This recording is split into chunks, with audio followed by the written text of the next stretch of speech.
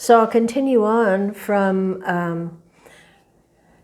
Srila Prabhupada came to Detroit in '71, and then the next time I had the opportunity to see him was when he came to New Vrindaban for Janmastami of '72.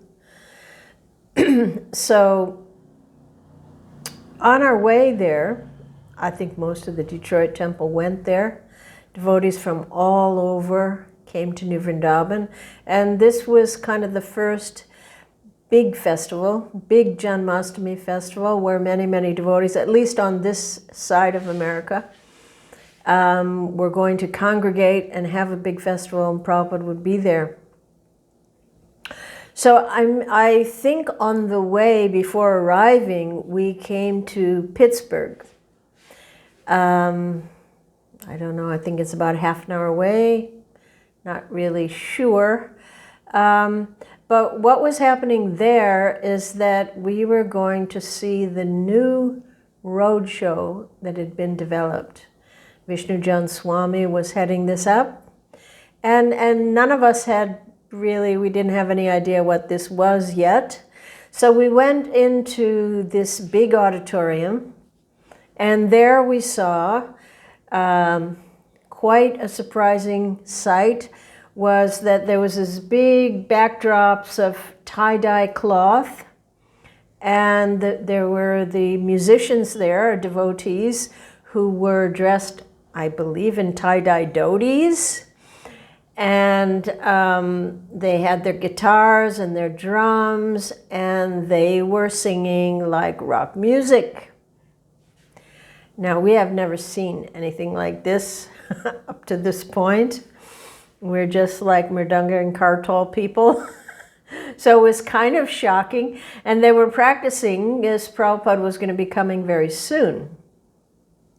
And so I was like, wow, what is this? You know, and Radha Damodar were there right in the middle with the tie-dye around them. It was very beautiful. But, you know, they were doing the rock music. And, of course, it's all Krishna conscious lyrics, whatever. But I was, you know, we were all like, wow, are we supposed to do this? Is this okay? What's Prabhupada gonna say? And then I saw Sudama Maharaj. He was up in front of the stage, and he was just unabashedly dancing to the rock and roll music, you know, in the old style. And I was like, wow, okay. And of course, you know, we're fresh from that old rock and roll world, you know, I loved it. But, you know, am I supposed to? Should I? You know, and, you know, there were many visiting. It wasn't just for the devotees, it was an open program. And, you know, so many non-devotees were there, and you could smell marijuana. And then suddenly the doors burst open, and there's Prabhupada. You know, it was like a dark auditorium, and there's a kirtan group surrounding him, and then Prabhupada was just like so aristocratic. You know, his head was held high, and he looked very grave, and he just walked into this bizarre scene. And he walked up onto the stage, and I believe there was a large purple Vyasasan there for him to sit on. And we were all like, whoa, what is Prabhupada going to think?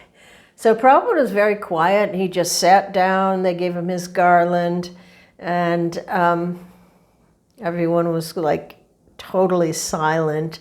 And then Prabhupada called over Pradyumna, I think it was Pradyumna, whoever was the servant, and then he took the microphone and Om Namo Bhagavate Vasudevaya, and then Prabhupada just proceeded to give an absolutely normal Srimad Bhagavatam class. What did we think he was going to do? Something different, you know, but it was kind of relieving. We could kind of forget about this unusual situation and just hear Prabhupada speak. And then when Prabhupada finished, then he came down to watch the show from the aisle that was very close. I could see his face, and they put a seat in the aisleway. And Prabhupada was sitting, and still Prabhupada was looking very grave. And so it was, I felt this like tension, Is Prabhupada going to like this? Are we offending him? Or, whatever. And then the music started to play, the guitar started going. And then all of a sudden the electricity went off. And I was like, oh my God, Krishna's shutting us down. And so there was like silence and some scrambling, and then I believe it happened again, and then we're thinking, oh, this is a bad omen. And while we were all waiting, I heard Prabhupada, he just called out into the audience and he said, does anyone have any kartals? In other words, let's start a kirtan while we wait. So anyway, they got it back together and they started. It was like a drama. I don't really remember what it was, maybe like the journey of the soul or something. But it started out, Vishnu John came kind of dancing in, and there were ladies there, and the ladies, I think, didn't, had their hair down or something. Some things that were like kind of quite surprising to us at that time. I'm just like, oh my God. And it started in the beginning of this drama. Somehow there were some hippies. I mean, this was part of the drama, that were sitting in a circle and talking. And then Srila Prabhupada, I just kept watching Prabhupada. What's Prabhupada think? What's he doing? And Prabhupada turned to, I think, Rupanuga and said, these are our men? It's like, yes, Srila Prabhupada, they are our men. And then soon, somehow, the drama turned into that there were cowherd boys there. I really don't remember the whole story. But then Prabhupada began to smile. And he was very relaxed, and he was just totally enjoying it. And he seemed to like it immensely. And later, he gave advice on how to improve it and whatever, So this was like, okay. Wow, this opened up a whole new realm, whole new thing that could be done in Krishna consciousness, that we hadn't had before. So then we all went off to New Vrindaban, which, of course, is known as a very unique place. It used to be the place where anybody that couldn't fit in anywhere else, they would kind of send them to New Vrindaban. So they used to call them the inmates of New Vrindaban. Anybody that was too eccentric for anywhere else might go to New Vrindaban. But, it was farm life. And the devotees there, they would rise very, very early and start doing farm things. Like I think everybody chanted their japa before Mangalarti. And they're super austere, super hard-working devotees there. It was impressive because it was a very austere place. Beautiful, but austere. And, not much facility. So we slept in tents, and we got, I think we bathed in the creek and passed outside. And I remember it raining and it being really difficult. But, this is the first big Janmastami festival where everyone came together, and Narottam was going to be the cook. So cooking in New Vrindaban, it meant over these huge outdoor open fires outside with these huge pots, and it was very difficult. I mean, if you don't, if you're not accustomed to cooking on wooden fires and gigantic fires and huge amounts of prasadam.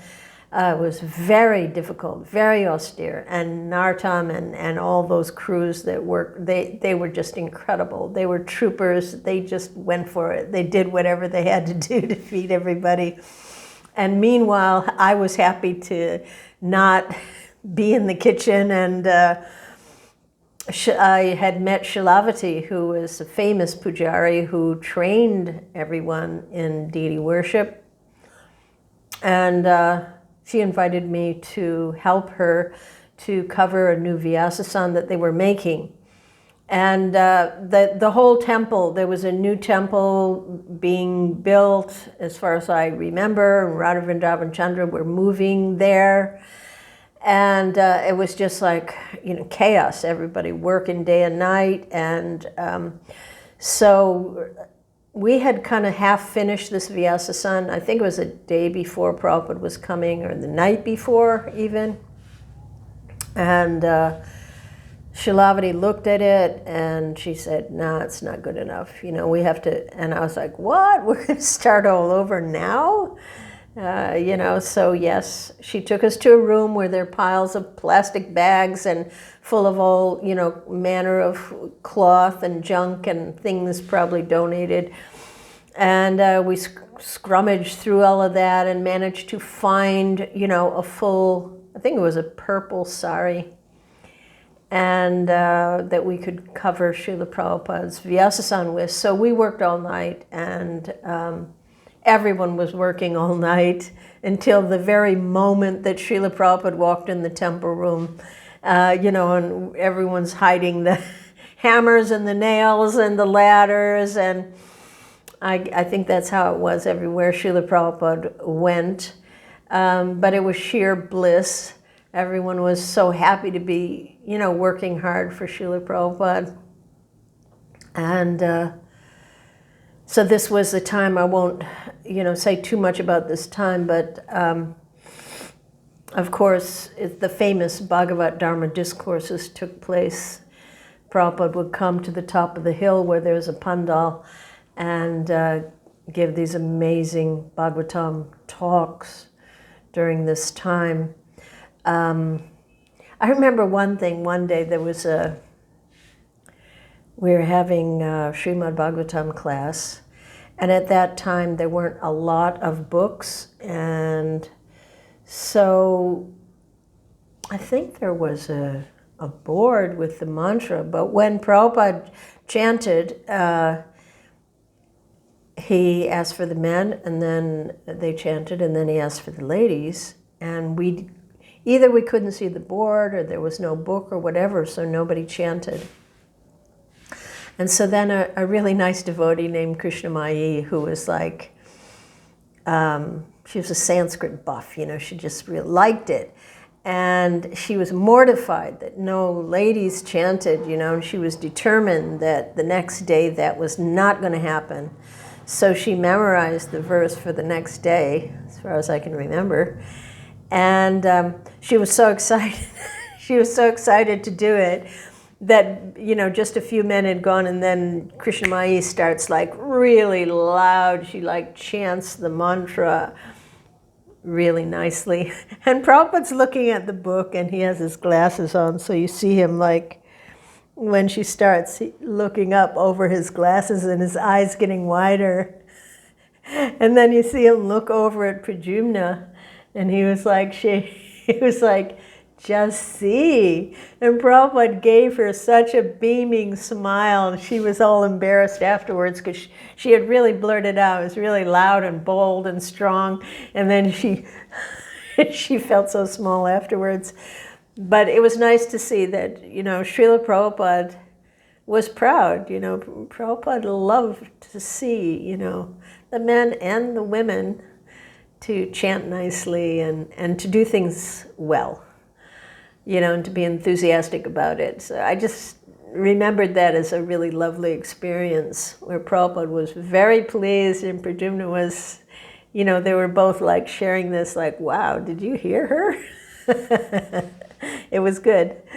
And so then Janmastami Day came, and I don't remember anything other than going between services, cutting veggies, and being very busy. And then in the evening, late in the evening, then Prabhupada, we were all gathered in the temple room, and Prabhupada started reading the Krishna book. So, it was beautiful. But at the end of each chapter, then Srila Prabhupada would say, "And thus ends the Bhaktivedanta purports," and we'd be thinking, "Yay! Haribol, Jai Srila Prabhupada." Because the devotees are really, it's late at night. We're all young people.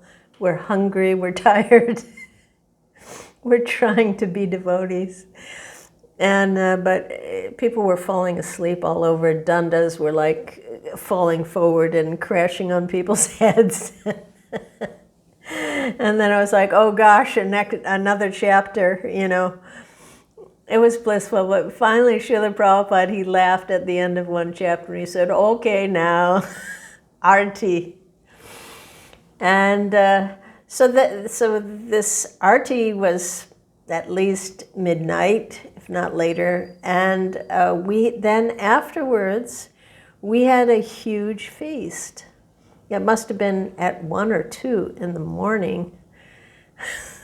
And it was grains, because I remember the samosas.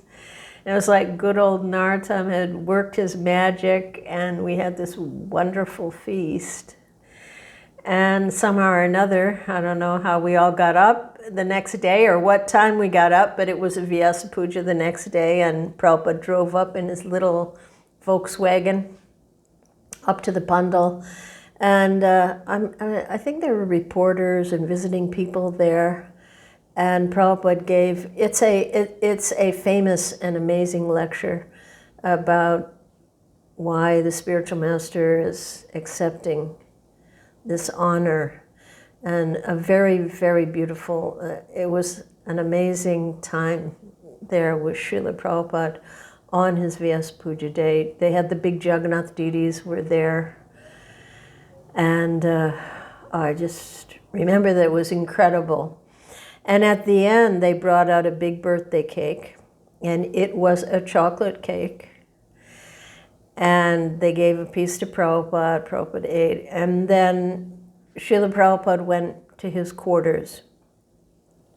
And of course, you know, it took about 2 seconds for the piranha devotees to devour that cake. And Srila Prabhupada got to his quarters and he asked for another piece. It was gone. Anyway, so this was an amazing festival, and it was the beginning of big festivals in ISKCON, and really the joy of meeting the other devotees that, of course, we all are hearing about each other. You know, he's opening a temple here or there, or, you know, we heard about the devotees in New Vrindaban. So coming together, the bliss of everybody coming together and meeting each other in person, it was truly extraordinary and wonderful. And of course, we returned to Detroit then. And so then the idea was, hey, we should have our own roadshow. You know, Prabhupada liked it. And of course, the idea of electric guitars and everything was very appealing to all of us. And so those devotees that had some talent, some abilities, they started to practice in the attic of the temple. And so they were allowed to, you know, stay back and from Harinam and start doing this. So I remember the first time they were going to perform, they were going to do it at the Sunday feast. So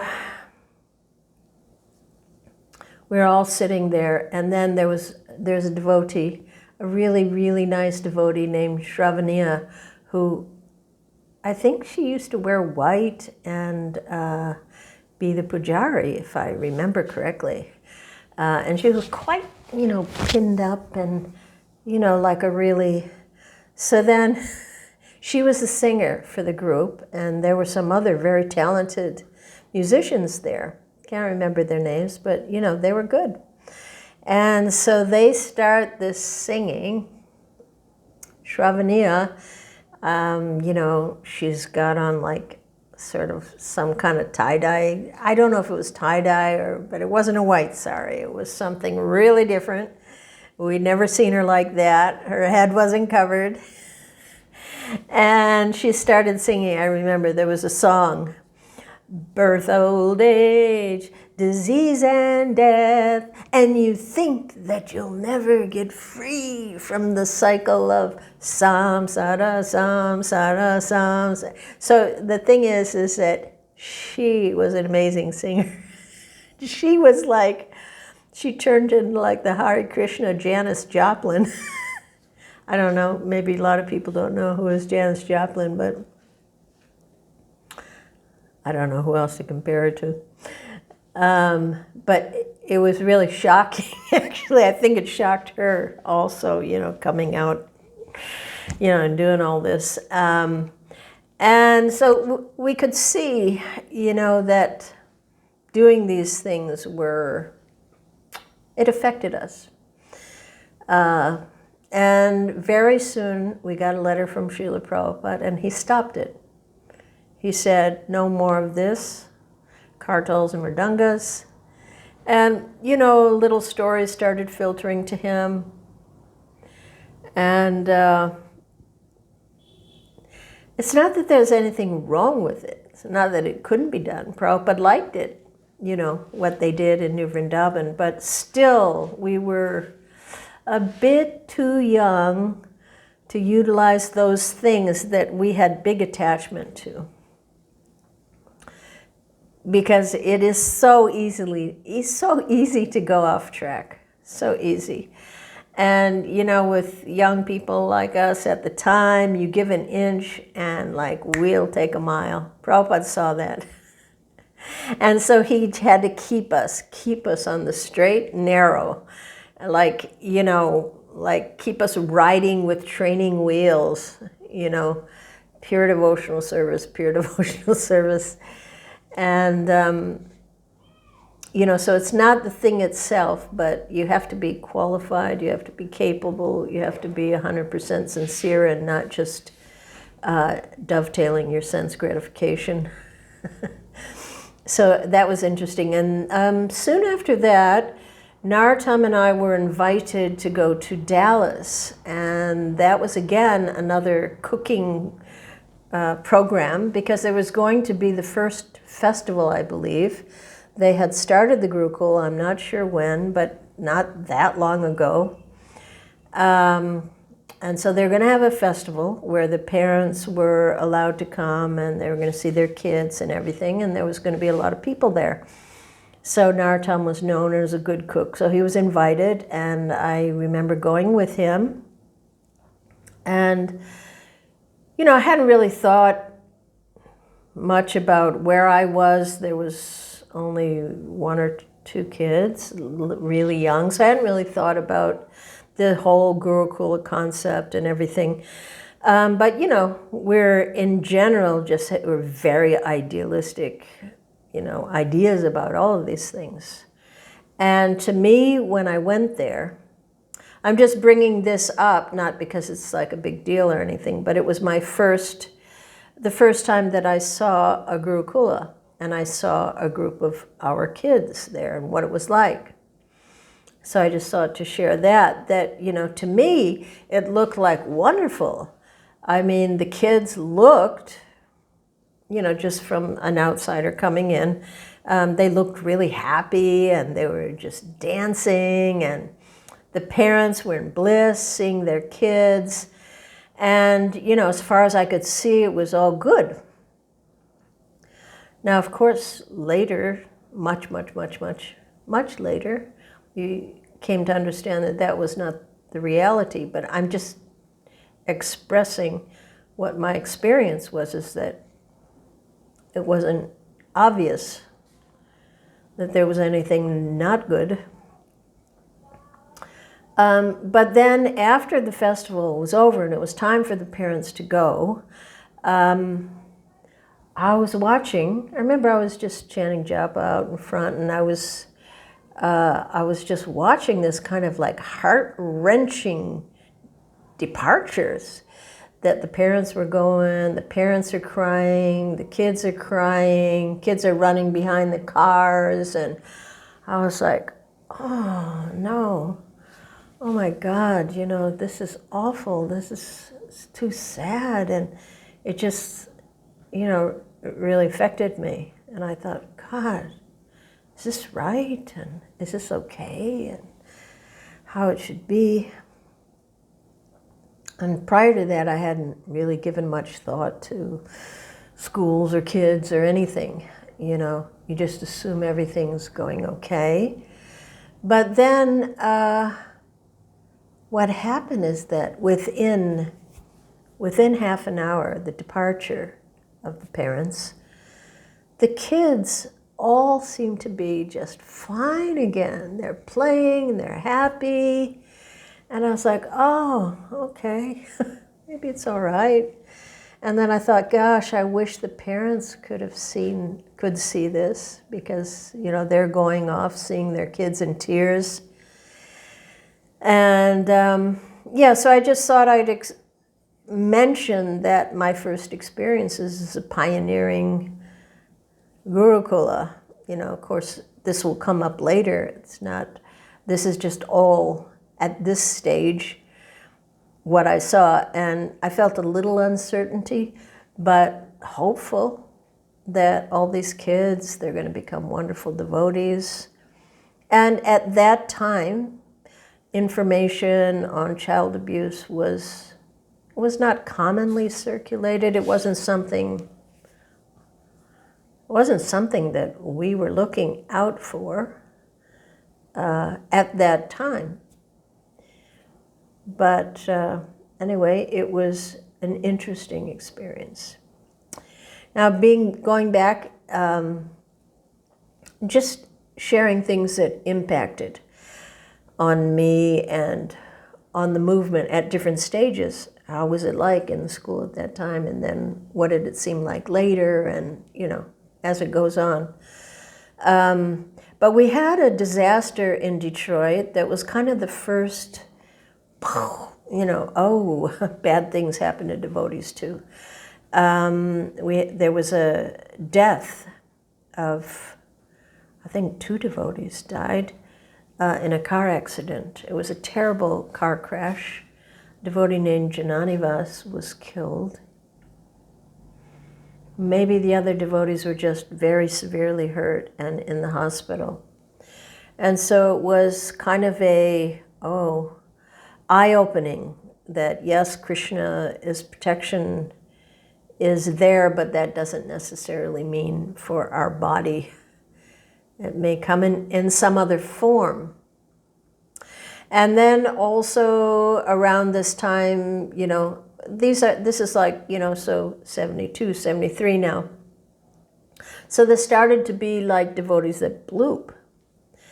And, you know, so then it was like, okay, not everybody's going to make it. And then I came into what for me was the first controversy that was going on in ISKCON in my time. There was a big thing that happened that when I mentioned before about the 4 sannyasis, but that was right when I joined, so I was kind of a little oblivious. It was happening when I joined, but I just wasn't very aware. But I went to New York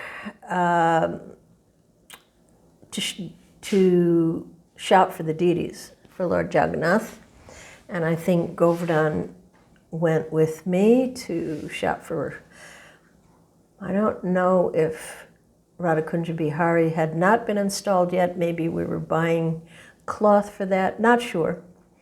But anyway, when I arrived there in New York, which was a fantastic place at that time, there were so many devotees, so many dynamic, amazing, just amazing devotees, wonderful. Like New York people loved the devotees, it seemed, and incredible Harinams. But the devotee Bali Mardan was in charge, was the GBC, and he had gotten married to a woman, I don't remember her name, but she was supposed to be the heiress of the Toyota fortune, whatever. And so she kind of, she was some kind of a master manipulator who really pulled the wool over everybody's eyes. And she was not anybody. You know, she was not an heiress or anything like that. But I remember noticing when I got there, people were telling me, you know, funny things about her. Like when they make an outfit for the deities, they had to make a matching choli for her. Or that they were offering certain foods to the deities that she likes that weren't necessarily pure. And, you know, I remember being in the bathroom and, you know, there's a lot of ladies in there and I'm going, and I'm speaking out real loud and I'm going, what? That's crazy. That's stupid. Why doesn't somebody say, you know? And then everybody's like, shh, shh, shh, you know. Yeah, we know, but, you know, so this was something that I was seeing because I was an outsider and I wasn't part of the temple. So I knew that this is completely off. This is total Maya. And yet no one's standing up and saying anything. So eventually this came to Srila Prabhupada and Prabhupada solved everything. But Prabhupada was upset that no one had, that they'd allowed these things to happen. And so it was just a big learning experience. Like one of the devotees, well, Prabhupada, he's our GBC and our temple president, and this and that. And he's like, no, that doesn't mean you use your intelligence. You know, you have to, we're not blind followers. You know, so it was, you know, one of those first lessons in understanding what it means to follow or to be submissive or to follow the leader. That's you know, like a basic kind of principle, but that does not mean we become stupid people, and that it is perfectly expected and normal and mature to speak up when inappropriate things are going on and to speak up in the right place and the right time to the right people with the right spirit of trying to correct a situation.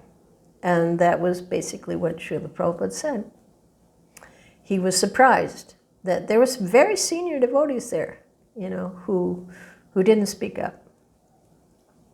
Now, another really nice thing that I'll just briefly mention, because it was such an awesome thing, was Vishnu Jan Maharaj was there when I was in New York. And he gave the Sunday feast lecture. And it was packed. I mean, and it was not, at this time, it had not become an Indian crowd. I'm not saying there weren't some Indian people there, but it was a Western crowd, and it was a huge amount of people there. I don't know, it was a big temple room. And I was so impressed how Vishnu Jan Swami, he came in and he didn't sit, he just took this little stool and he went right into the middle of the audience, and he sat in the middle. And then he started speaking in this most warm, personable, profound way. And I've never seen anything like it. It was like that you could hear a pin drop. I mean, everyone was mesmerized. And it was so beautiful that it was a way in which he spoke where he didn't set himself apart or above, but he was with everyone and taking them with him on a magical tour. It was a wonderful experience to see that and to see the Shakti that he had. He made so many devotees, and many devotees remained in Krishna consciousness because of his influence. He was an extraordinary person. And I remember, I just wanted to talk to him, you know, like I just wanted, because he was just such a cool person. And so I remember running up to him. He was just about to go onto a bus, and everybody was in the bus waiting for him. He had a whole bus full of brahmacharis and going off on Sankirtan or something. And I just thought, this is my last chance. I'll just go up and ask him a question. So he just had, he had his first, he was already on the step to get inside.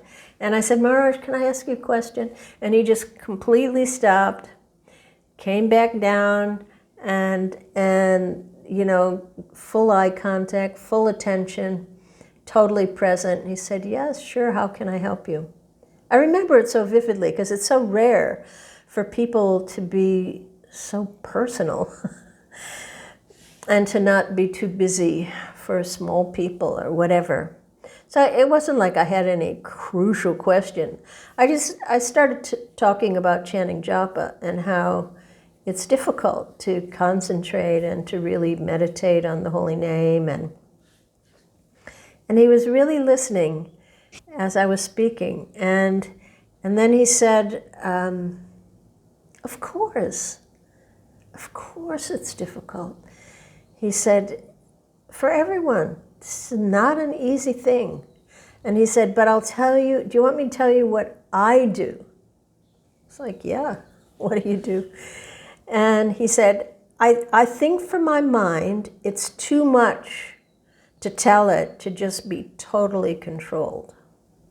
So I give it parameters. I give it boundaries. So I tell my mind, you can think about anything Krishna conscious. And I practice this, like when I going to sleep, when I'm laying on my bed.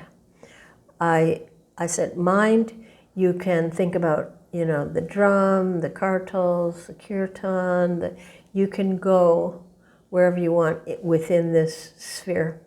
You can't go outside of that. And he said, so I find that this is helping me. I still remember that. It was such a good advice. And he said, you can't expect everything in one go. He said, you have to. This training. He said, anybody, if they're an athlete, they have to start, from very simple things, So I still remember that to this day, that it was such a nice instruction and so genuine and heartfelt that, I remember it clear as day, over 50 years later. That's how rare it is to have someone's full attention and full interest in really helping you and sharing and not thinking, well, who are you? There's some dumb little girl that, what are you bothering me for? It has a profound effect. Sincerity and being fully present with another person, it has a very profound effect. And anybody can do that,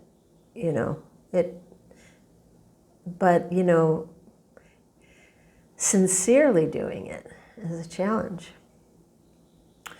So anyway, back to Detroit.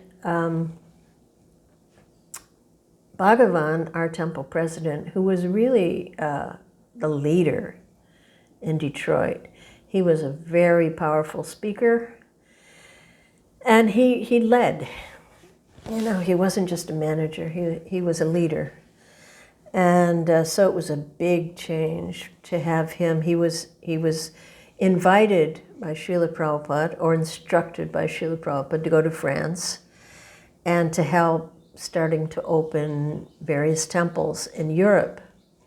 So he was invited there, and he also asked Andrujumna, later Swami, and his former wife, Kripamayi, and he also asked Nartam and I if we'd like to go. So it would take us some time, but we would also follow. So anyway, this is just maybe the end of, this is 70, a period that I wanted to cover from like 70 to 73. And what this, for ISKCON, was the time of astonishing expansion. And Srila Prabhupada introduced so much in such a short time. It's just the production was incredible. The whole ideas for the development of Vrindaban, Mayapur, and Bombay had come. and book distribution, translating, publishing, everything was just going at this feverish pace. And every month, new temples, Europe's expanding. Back to Godhead magazine, which Srila Prabhupada used to refer, it was very important to us in the early days. I think that has dwindled significantly, but Prabhupada used to refer to it as the backbone of the movement. And we used to do big distribution.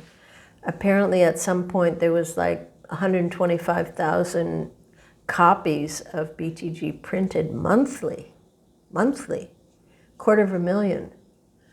Think about that. That's amazing. And, you know, so many deities installed, the Rath Yatras begun, school started, library party, all within this very short span of time, you know. And the general mood of that particular time was very high, positive energy. That, you know, devotees were pretty much willing to do just about anything to push forward. They're willing to be austere, to just do it. And it was, the whole movement, it was like this group effort. You know, we knew each other, we were interested to hear about each other and what everybody was doing. And not to say that, you know, everything was just so wonderful and, you know, that would be naive. There were plenty of problems and so many things.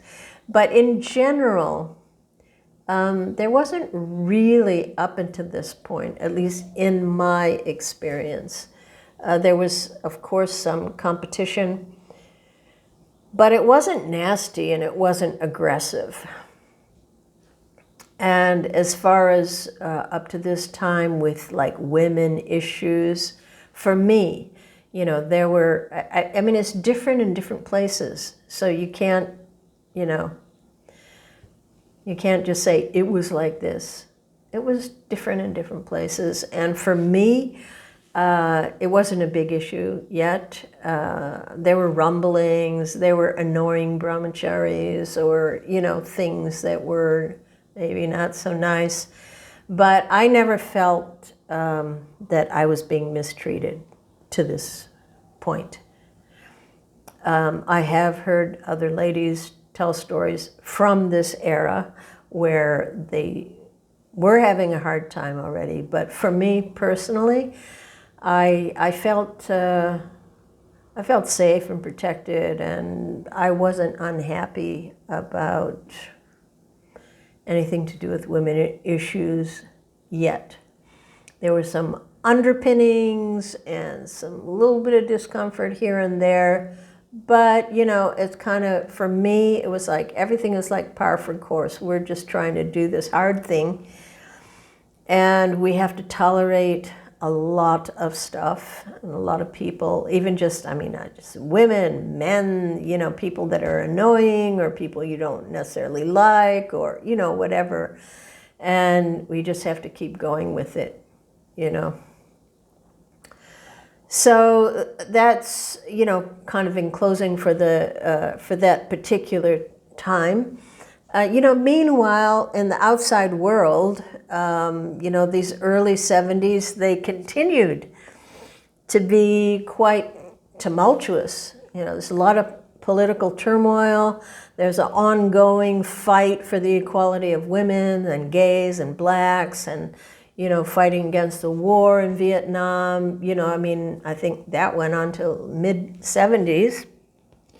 And then there were many there were riots, the big famous Chicago riots. Well, that was in the later 60s, I think, but the trial went on for like, who knows, early into the 70s. Finally, Jerry Rubin, Abby Hoffman, and all these like, you know, heroes of the hippie era were, you know, put in jail. And there was another terrible there was a protest in Kent State University where, you know, the National Guard was called in to suppress a crowd, and 4 students were killed. And then there were millions of people protesting, and there was just a lot of outrage and things were getting ugly. And, there was a crusade. I think, the beginning of the crusade to protect the environments. The first Earth Day happened around this time in the early 70s, maybe 70. And, all of this stuff produced a very strong conservative backlash. A lot of just the ordinary folks in America, they were really sick of what they saw as spoiled, whining hippies and protesters. And so that produced what they called the New Right, which kind of mobilized in defense of, the political conservative and the traditional family values and roles.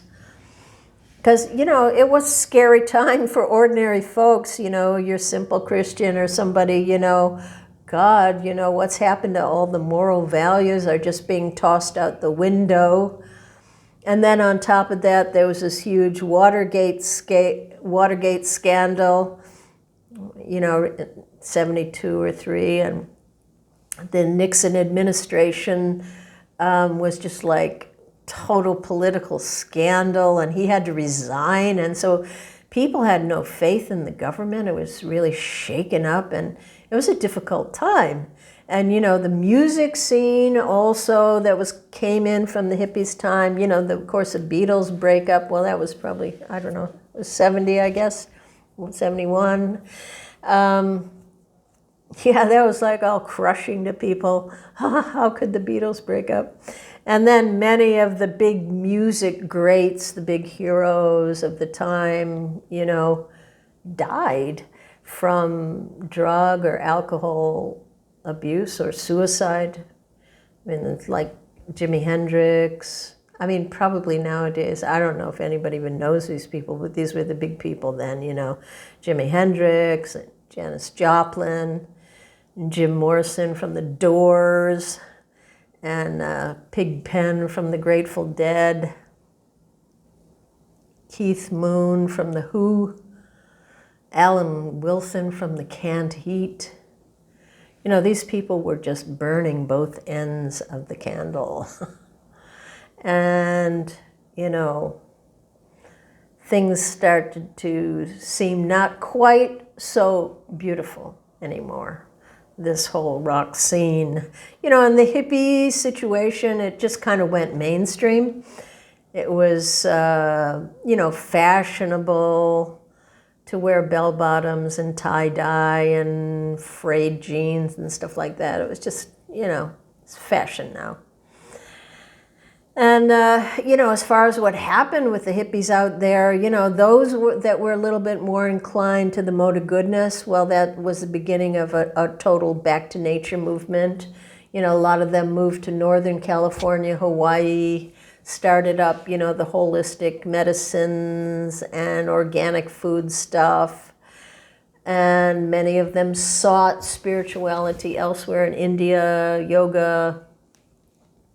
So the light and love moved into beginning the New Age movement. And then those that were, more in the mode of passion, those hippies, they just continued to rebel, but they, moved into a different sphere by actually getting involved really in political sphere, and moving into the universities and affecting things there, making a difference in a different way.